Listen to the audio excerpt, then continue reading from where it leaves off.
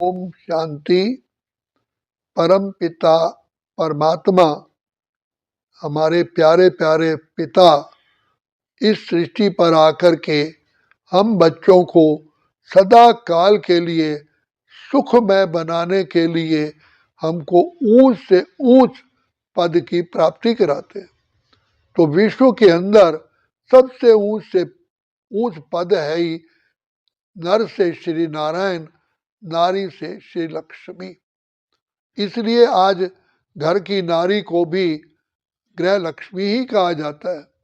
तो गृह लक्ष्मी और श्री नारायण बनने में हर प्रकार के सुख और हर प्रकार के गुण, हर प्रकार की शक्तियां, हर प्रकार की विशेषताएं, हर प्रकार की कलाएं समाई हुई हैं।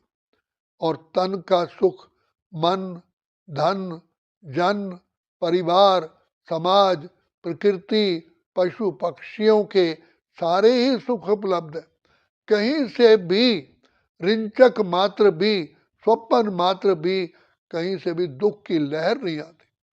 माँ के गर्भ से ही लेकर के शरीर छोड़ने तक सारी आयु ही सुखमय होती है।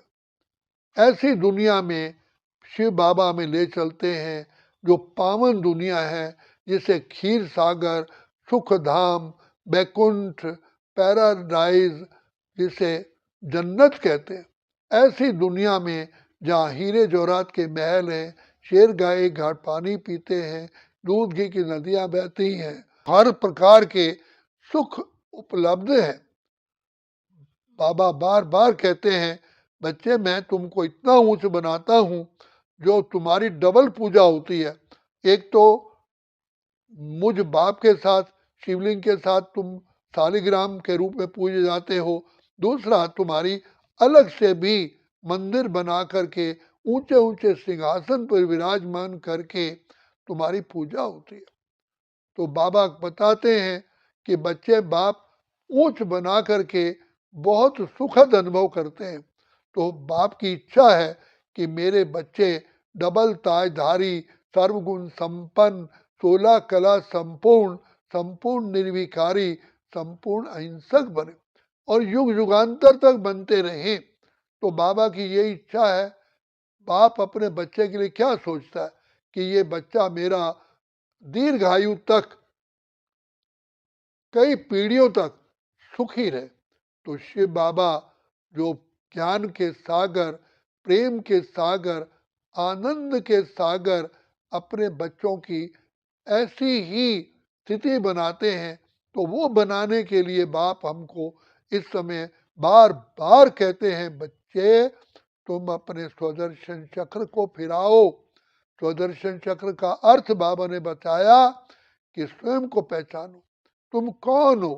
अनादि रूप में तुम शांत स्वरूप, प्रेम स्वरूप, सुख स्वरूप आत्माएं बिल्कुल प्योरेस्ट ऑफ द प्योर थी। और आदि में तुम ही आत्माएं सर्वगुण संपन्न, 16 कला संपूर्ण थी। तुम्हारे रोम रोम से पवित्रता छलकती थी। इतनी पवित्रता की सुगंध थी। चारों ओर पवित्रता के बल से तुमने इस सृष्टि पर राज्य किया है। तुम्हारे राज्य में कहीं दुख का नाम निशान ही नहीं होता। सारे के सारे ग्रह ही तुम्हारे अनुकूल होते हैं। सब तुम्हारी सेवा पर उपस्थित होते हैं। प्रकृति तुम्हारी दासी होती है। फिर बाबा ने अपनी पहचान दी कि तुम किस पिता की संतान हो। तो बाप ने पहचान दी कि मैं भी तुम आत्माओं का ही पिता, आत्मा ही हूं, लेकिन मुझे परम आत्मा कहते हैं क्योंकि मैं परम धाम का रहने वाला हूं, ऊंच से ऊंच हूं। तो बाबा ने अपनी पहचान दी कि बाबा ज्ञान के सागर, प्रेम, आनंद, शांति, सुख, पवित्रता, शक्तियों, दया के सागर, पतित पावन, बिगड़ी को बनाने वाले। तो बाप कहते हैं, बच्चे तुमको कितना नशा होना चाहिए। किस बाप ने तुम्हें अपना बना लिया? सोचो, सागर भंडार और दाता ने तुमको अपना बना लिया। तुम चाहे कैसे भी थे, पतित विकारी गंदे नाले में डूबे हुए थे, तो बाप ने आकर के इतना तुमको प्यार किया है। तो बाबा कहते हैं, मैंने अपनी आपको जानो, बाप को पहचानो, किस पिता की संतान हो, तुम्हारा स्रोत कौन है। फिर तुम आत्माओं ने इस सृष्टि चक्र में कैसे पाठ बजाया, कितने तुम महान आत्मा, श्रेष्ठ आत्मा, सतयुग के विश्व महाराजा, विश्व महारानी थे। 8 जन्म तुमने सतयुग में लिए, सूर्यवंशी घराना था, तुम सुख की दुनिया में थे। ये सुख का सूर्य तुम्हारे पर सदा ही चमकता रहता है, तुम्हारा सुख का सूर्य डूबता ही नहीं है। तो 1250 वर्ष सर्वगुण संपन्न, 16 कला संपूर्ण, संपूर्ण निर्विकारी रहे। फिर धीरे धीरे कलाएं कम हुई तो बाबा कहते हैं बच्चे तुम ऐसी दुनिया में थे जहाँ कोई विकार का नाम निशान ही नहीं था, जिसे खीर सागर, विष्णुपुरी, बैकुंठ, स्वर्ग, हेवन, पैराडाइज, बहिष्ठ, जन्नत, राम राज्य, कृष्णपुरी कहा जाता है, जहाँ तुम सुख की लहरों में लहराते थे। तो ऐसे 8 जन्म लेने के बाद तुम 14 कला बने, फिर चंद्रवंशी घराने में आए, 12 जन्म लिए, तो ऐसी दुनिया में आए जिसे राम राज्य कहते हैं। राम राज्य का गायन है, दैहिक दैविक भौतिक तापा, राम राज्य नहीं काहू व्यापा। ऐसी श्रेष्ठ सारी दुनिया थी जिसका आज तक भी गायन है, और गांधी जी भी देखा करते थे सपना इस संसार का। ऐसी आत्माएं जिनका गायन है, राम राजा, राम प्रजा, राम शाहूकार है, बसे नगरी, जिए दाता, धर्म का उपकार है। जहाँ का गायन है, दैहिक दैविक भौतिक तापा, राम राज्य नहीं काहू व्यापा। ऐसी दुनिया, श्रेष्ठाचारी दुनिया, त्रेता में आप बच्चे ही थे और सदा ही आत्मिक स्थिति में थे। सतयुग त्रेता में आत्मिक स्थिति थी, तुम देवी देवता धर्म की आत्माएं हो। तो उसके पश्चात जैसे ही तुम देहाभिमान में आए, माया रावण ने पकड़ लिया, तुमने पूजा शुरू की, फिर शिव की भक्ति, श्री कृष्ण की भक्ति, लक्ष्मी नारायण की भक्ति और देवियों की भक्ति भक्ति करते आए, और मुझ बाप के नाम पर तुमने धन दान किया, सड़कें बनवाई, पेड़ लगवाए, धर्मशालाएं बनवाई, विद्यालय बनाए, तो तुम वैश्ववंशी कहलाए।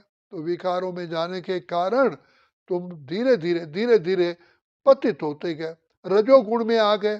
सतयुग में सतो प्रधान थे, त्रेता में सतोगुणी, द्वापर में रजोगुणी, फिर रजोगुण की प्रधानता हो गई। तो इस प्रकार से तुमने 21 जन्म द्वापर में लिए और फिर वैश्ववंशी बने। कलयुग आते आते तमोगुण का आरंभ हो गया। जैसे सूर्यास्त होता है तो धीरे धीरे अंधकार बढ़ता है, ऐसे तमोगुण शुरू हुआ और कलयुग के अंत में तमो प्रधान बन गए। और कलयुग में तुमने अग्नि, वायु, जल, पृथ्वी, आकाश, पेड़, कंकर, घास सबकी पूजा शुरू की, और ही और विकारों में गिरते गिरते काले बिल्कुल पतित तमो प्रधान बन गए। जो श्री कृष्ण की आत्मा सतो प्रधान थी सतयुग में, फिर त्रेता में सतोगुणी बनी, द्वापर में रजोगुणी और कलयुग में तमोगुणी बन गए, तमो प्रधान। तत्व तुम भी ऐसे बने। अब बाप आए हैं तुमको फिर से सतो प्रधान बनाने के लिए। तो 42 जन्म तुमने कलयुग में लिए। इस प्रकार 83 जन्म लेने के बाद बिल्कुल ही कौड़ी तुल्य बन गए, भस्म हो गए। अब मैं आया हूं तुम्हारी सदगति करने के लिए। तुमको मैं बच्चे ज्ञान और योग की लिफ्ट देता हूं। मैं तुम्हें ब्रह्मा के द्वारा तुम्हें ब्राह्मण बनाता हूं। कलयुग में तुम शूद्र बन गए, शूद्र कहते हैं पतित विकारी को। अब तुम ब्राह्मणों को ज्ञान और योग की लिफ्ट मिली है। अब तुम पिता परमात्मा की छत्र छाया में हो। इसलिए बाप कहते हैं बच्चे सिमर सिमर सिमर सुख पाओ, कल कलेश मिटे सब तन के, जीवन मुक्ति पद पाओ। तुम ही महान आत्मा थे, अब मैं तुम्हें फिर से महान बनाने आया हूं। तुम अपने बाप को पुकारते आए, इस पाप की दुनिया से कहीं दूर दूर ले चल, जहाँ चित चैन मिले, ले चल ले चल ले चल। अब मैं आया हूँ। तो तुम बच्चों का धर्म है, फर्ज है, ज्ञान और योग की शिक्षा को लेकर के अपनी संपूर्णता को प्राप्त करना। यही समय है अपना भाग्य बनाने का, जबकि भाग्य विधाता भगवान तुम्हारी सेवा में उपस्थित है। इसलिए जागो जागो, समय पहचानो, भारत में भगवान आए हैं तुम्हारी सेवा करने के लिए। तो बाप कहते हैं बच्चे तुम भी बाप के कार्य में जो जो सहयोगी बनते हैं वो बाप की बनाई हुई नई दुनिया में आकर के अपना ऊंच पद पाते हैं।